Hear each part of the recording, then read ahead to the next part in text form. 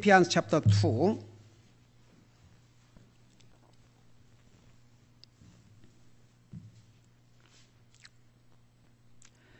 우리 13절 한 절만 같이 읽겠습니다.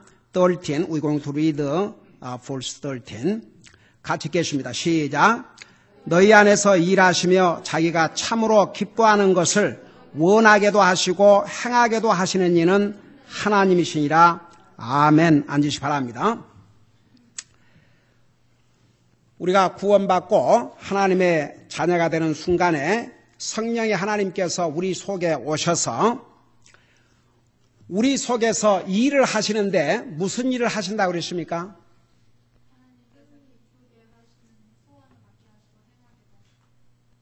그냥 보지 말고 성경 보지 말고 좀 봐요.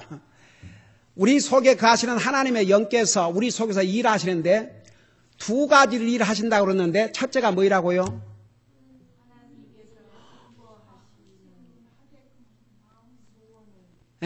하나님이 기뻐하신 일을 하고자 하는 그 소원을 갖게 하시고 그게 첫째예요. 소원을.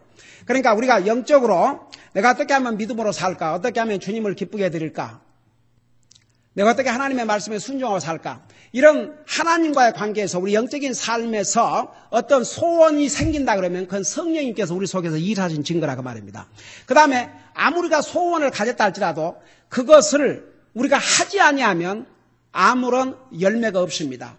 그러니까 하나님께서 기뻐하시는 일을 해드려야 되겠다. 그런 소원을 우리가 가져야 되고 그 소원을 갖게 해주셔요. 성령님께서.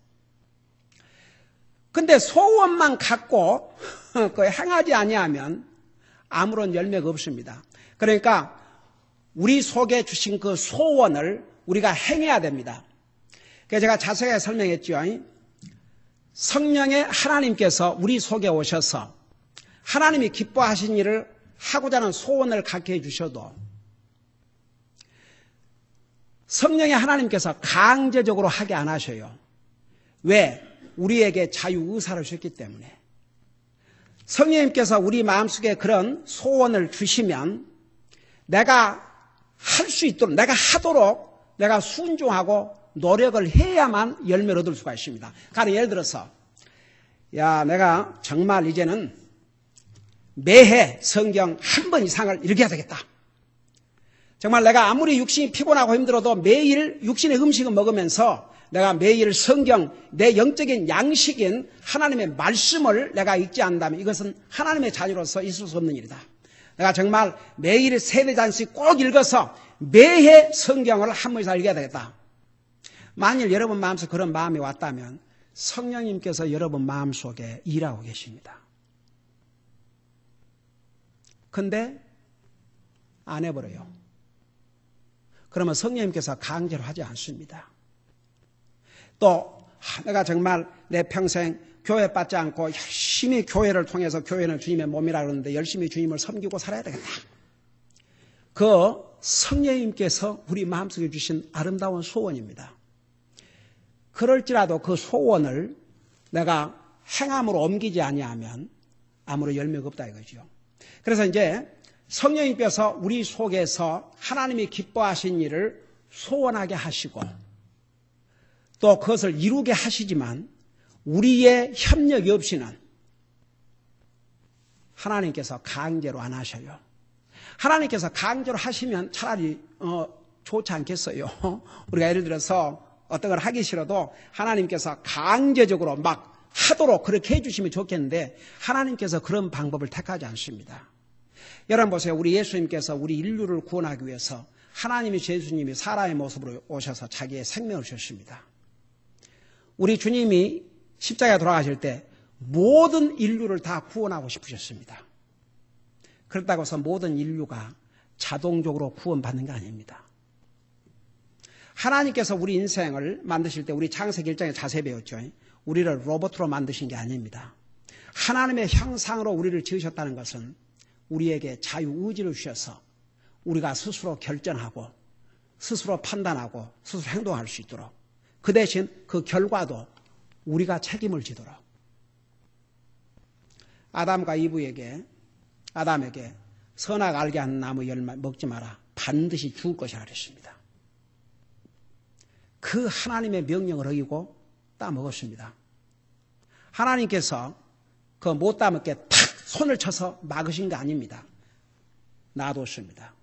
그 결과를 결국 인간이 책임을 지게 됐죠. 그러니까 여러분 보세요. 아무리 성령님께서 우리 마음속에 오셔서 하나님이 기뻐하신 일을 소원하게 하시고 행하게 우리를 도와주시지만 우리 협력이 없이 우리가 스스로 순종함이 없이는 결코 하나님께서 우리 속에서 하나님이 기뻐하신 일을 우리가 할 수 있도록 이렇게 성령님이 도와주시려고 해도 간절하지 않습니다. 그래서 우리의 순종이 필요합니다.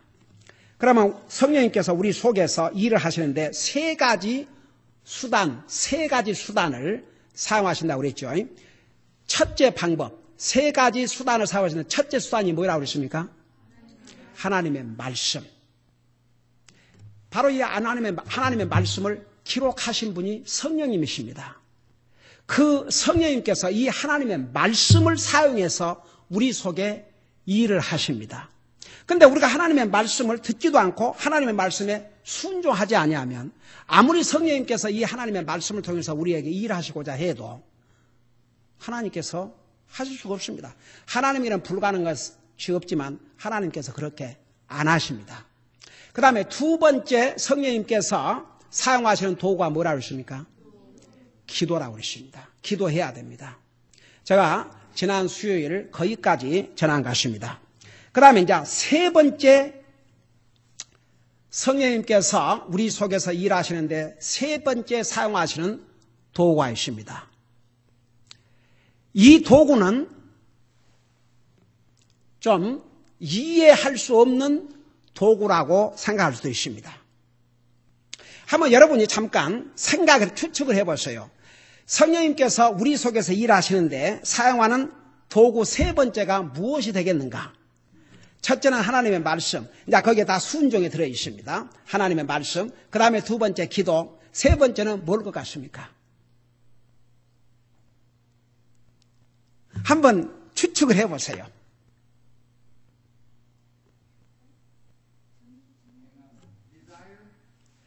Desire already, I told you, yeah.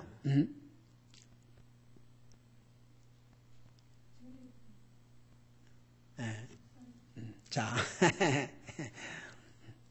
세 번째 성경께서 사용하시는 도구는 보통 사람들이 잘 생각하지 않는 도구입니다. 그것이 뭐냐 그러면 우리 인생에게 오는 여러 가지 고난과 고통입니다. 자, 설명이 필요해요. 어떻게 하나님께서 우리 속에서 일하시는데 무슨 고통과 고난을 도구로 사용하시는가? 이해가 안 되죠. 자, 하나님의 말씀으로 돌아가면 우리가 이해할 수 있습니다. 우리 성령의 하나님께서 그리스도의 영광을 위해서 고난받는 사람들의 삶 안에서 특별하신 방법으로 일을 하고 계십니다. 그 고난이라는 도구를 통해서 내가 자세하게 설명할게요. 우선 우리 성경에 나타나는 여러분 아브라함이 고난을 겪었습니까? 안 겪었습니까? 여러분 아브라함은 시리아 사람으로 엄청난 거부였습니다. 그 당시에는 족장시대이기 때문에 거의 왕과 같았습니다. 한번 생각해 보세요. 하나님께서 내 고향을 떠나 내가 알지 못한 곳으로 가라고 할 때 그 가족을 이끌고 떠났는데 여러분 나중에 그 조카 롯이 전쟁의 포로로 잡혀갔지 않습니까? 근데 그의 종들 400명 잘 훈련된 400명의 종을 데리고 가서 자기 조카 롯을 사로잡아간 왕들을 쳐부시고 승리를 하고 돌아왔지 않습니까? 롯을 구했지 않습니까? 어떻게 보면 아브라함은 왕이었습니다. 거부였습니다. 여러분 자기 개인 종들, 그 군인처럼 그렇게 군사 훈련이 된 종이 400여 명이었으면 한번 생각해 봐요. 거기에 따르는 가족들, 그 종들이 얼마나 많았겠는가. 그런 거부였습니다. 하나님께서 어느 날 내 조상 대대로 살아온 내 조상의 땅, 그곳을 떠나서 내가 알지 못한 곳으로, 내가 가라는 땅으로 가라. 그 말씀에 순종하고 나왔어요. 근데 겪은 첫 고난이 뭐였습니까? 아브라함이 그러고 나왔는데 받은 첫 고난이 무엇이었습니까?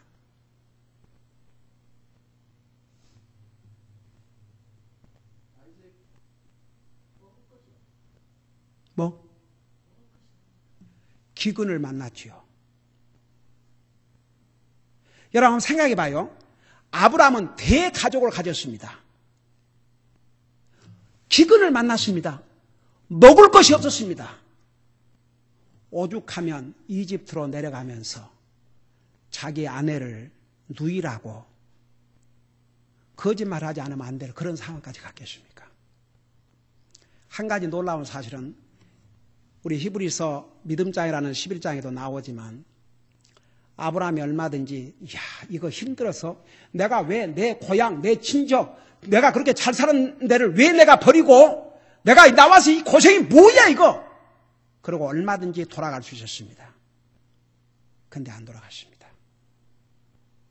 나중에 심지어는 자기 아들 이삭, 아내를 구할 때도 이삭을 데리고 가지 못하게 했습니다. 종에게. 대단한 사람입니다. 아브라함도 나와 여러분과 똑같은 사람이었습니다. 어메이징입니다. 그러나 그 고난을 통해서 아브라함이 뭘 배우신 줄 아십니까? 오직 주님만을 의지하고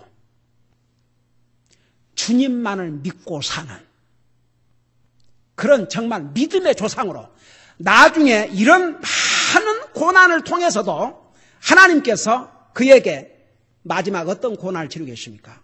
내 아들 이삭을 제물로 바치라고 그랬습니다. 여러분 한번 생각해 봐요. 우리는 진짜 우리가 소중하게 생각하는 조그마한 것도 포기하기가 참 힘든데 100살이 돼서 얻은 자식을 모리아 산에 가서 제물로 바치라고 했을 때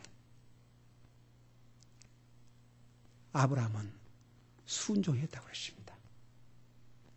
그 아들을 데리고 와서 죽이려고 했습니다.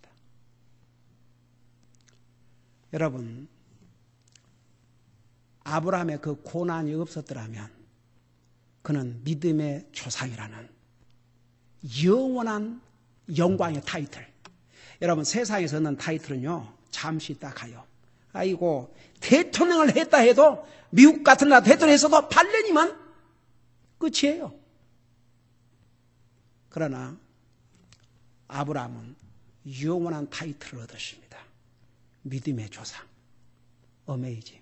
오죽하면 하나님께서 아브라함을 내 친구라고까지 했겠습니까? 그러니까 보세요. 아브라함이 받은 고난, 야곱의 고난, 요셉의 고난. 여러분, 요셉은 어떤 고난을 받았습니까? 한번 생각해봐요. 다른 사람도 아닌 자기 형제들의 시기를 받아가지고 형제들이 죽여보려고 그러지 않습니까? 여러분, 같은 아버지의 피를 받고 태어난 자식들인데도 진짜 요셉을 죽이려고 그러지 않습니까? 그런데 그래도 내 아우를 죽여서 우리가 무슨 일이 있겠느냐. 차라리 팔자. 그래도 한 형제라도 그렇게 말한 형제가 있었고 종으로 팔렸는데 여러분 그 당시에 종으로 팔아버리면 영원히 종으로 살다 갈 수밖에 없습니다. 왜 그런 줄 아십니까? 종은 싹스를 받는 것이 아니기 때문에 이미 돈을 주고 산 물건이나 같은데 무슨 수로 그 종에서 벗어나겠습니까? 다른 사람도 아닌 자기 온 형제들에 의해서 종으로 팔림을 받았습니다. 나중에 종살이를 하면서도 여러분 요셉을 보세요. 그 어린 나이에 종살이로 팔렸는데도 불평하지 않고 자기 주어진 일에 종살이를 충실히 했습니다. 나중에는 죄를 짓지 않으려고 하다가 억울한 누명을 입고 감옥에까지 갇혔습니다. 한번 생각해 보세요. 한번 요셉의 고난을 생각해 보세요. 무슨 고난이 무슨 하나님께서 사용하시는 도구인가?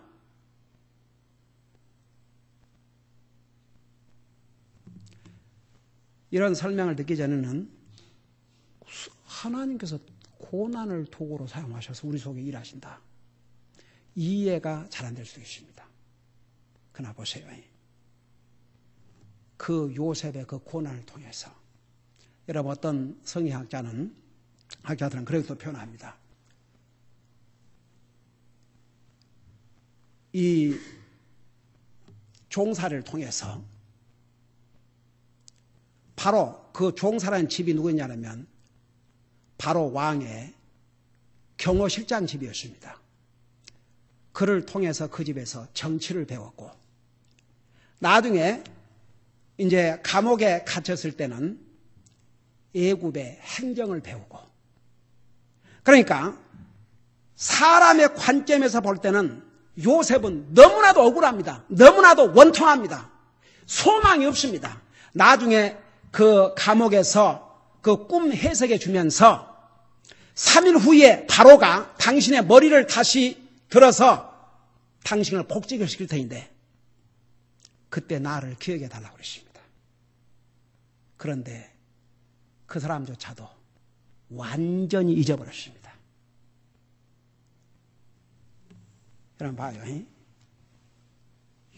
하나님께서는 요셉이 받은 그 고난을 통해서 그 당시에 가장 문명 국가인 이집트의 실질적인 통치자로 우리 주님께서는 그를 준비하고 계셨습니다. 여러분 참 어메이징이죠.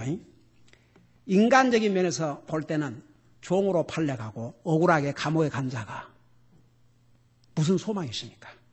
아무런 소망이 없죠. 근데 여러분 창세기를 이제 앞으로 우리 공부하겠지만 그 요셉의 삶을 보면 한 번도 억울하다, 분하다, 불평하고 원망하고 낙심한 적이 없습니다. 주어진 상황에서 끝까지 충성을 다했습니다. 그리고 끝까지 하나님을 트러스트했습니다. 여러분, 그가 종살이로 감옥살이로 13년이 지난 다음 17살 때 팔려가지고 13년 후에 30이라는 젊은 나이에 포로로 팔려간 나라, 종살이 간 나라에서 바로 왕이 뭐라 했습니까? 내가 너보다 높다면 이 자리뿐이다. 내 허락이 없이는 사람이나 짐승이나 그 손발을 움직일 수 없을 것이라는 그런 막강한 파워를 하나님이 주신 겁니다. 여러분, 자, 무슨 얘기인지 이해가 되십니까? 성령님께서 이 고난이라는 것을 도구로 사용하셔서 우리 속에서 일하고 계신다 그 말입니다. 제가 이 부분을 다음 주일에 더 자세하게 설명하겠지만 우리 성경에 나오는 여러 가지 그 고난과 고통을 받은 사람들의 그 고난을 통해서 하나님께서 어떤 역사를 주셨는지를 우리 계속해서 공부하겠지만 오늘 잠깐 베드로전서 4장 12절을 보시 바랍니다. 베드로전서 4장 12절 야고보서 다음 베드로전서 4장 12절입니다.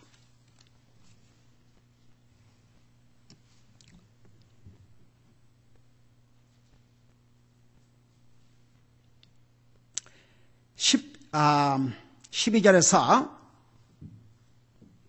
부터 보겠습니다. 읽고 설명합니다. 보세요. 12절 사랑하는 자들아 너희를 단련하려고 오는 불같은 시련에 관하여는 마치 이상한 일이 너희에게 일어난 것 같이 이상히 여기지 말고 13절 오히려 너희가 그리스도의 고난에 참여하는 자가 되었으므로 기뻐하라. 이것은 그분의 영광이 드러날 때에 너희가 넘치는 기쁨으로 즐거워하게 하려 함이라. 너희가 그리스도의 이름으로 인해 비방을 받으면 행복한 자로다. 영광의 영, 곧 하나님의 영께서 여기에 영광의 영을 누구라 그러냐면 하나님의 영, 바로 성령님을 가리켜 줍니다. 우리 속에 거하시는 성령의 하나님, 그 하나님의 영께서 너희 위에 머물러 계시느니라. 그분께서 그들 편에서는 비방을 받으시나 너희 편에서는 영광을 받으시니라. 여러분 잘 봐요. 예를 들어서 어떤 그리스도인이 그의 믿음을 지키기 위해서 주님을 섬기는 일을 위해서 고난을 받는다.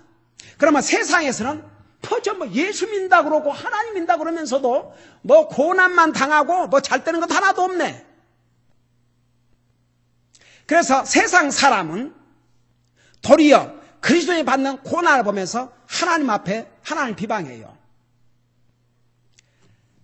그러나 하나님께서 하나님의 백성들을 통해서는 그 고난 중에서도 믿음을 지키고 주님을 섬기는 그 하나님의 백성들을 통해서 도리어 영광을 받는다 그 말입니다.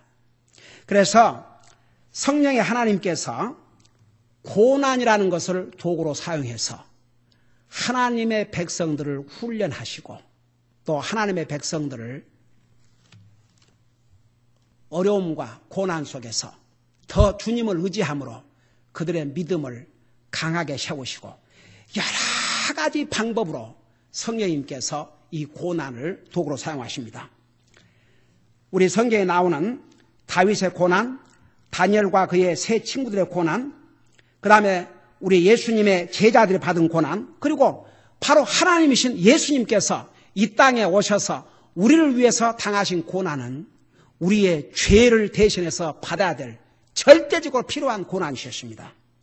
사도 바울의 고난, 그리고 초대교회 성도들, 그리고 지금 이 시대에도 모슬람 국가에서 공산주의 국가에서 목숨을 걸고 주님을 섬기는 하나님의 백성들의 그 고난을 한번 생각해 보세요. 그러니까 구원받은 하나님의 자녀는 우리의 믿음을 지키기 위해서 주님을 섬기는데 우리가 믿음이 소원하는데 오는 고난을 결코 두려워해서는 안 됩니다. 그 고난조차도 성령님께서 도구로 사용하시는 귀한 도구이기 때문입니다. 기도하십시다. 우리 아버지 하나님,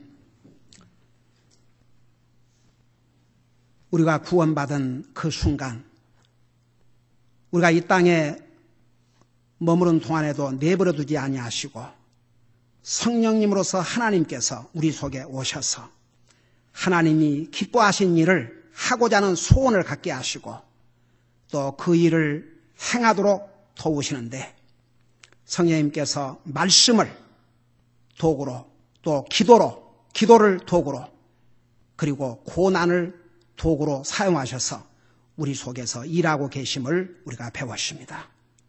우리 아버지 하나님, 성령님께서 우리 속에서 하나님이 기뻐하시는 일을 소원하게 하실 때에 성령님께서 우리 속에 역사하심을 깨닫게 하여 주시옵시고 성령님께서 우리 속에서 주신 그 소원을 우리가 순종함으로써 하나님의 말씀과 기도와 또 고난을 통해서 성령님께서 우리 속에 일하실 때에 우리가 순종함으로써 우리의 삶을 통해서 하나님이 기뻐하신 일을 이룰 수 있게 하시고 성령님께서 역사하심에 우리가 순종함으로써 우리의 삶을 통해서 주님이 기뻐하신 일을 행하고 살 수 있도록 도와주시옵소서.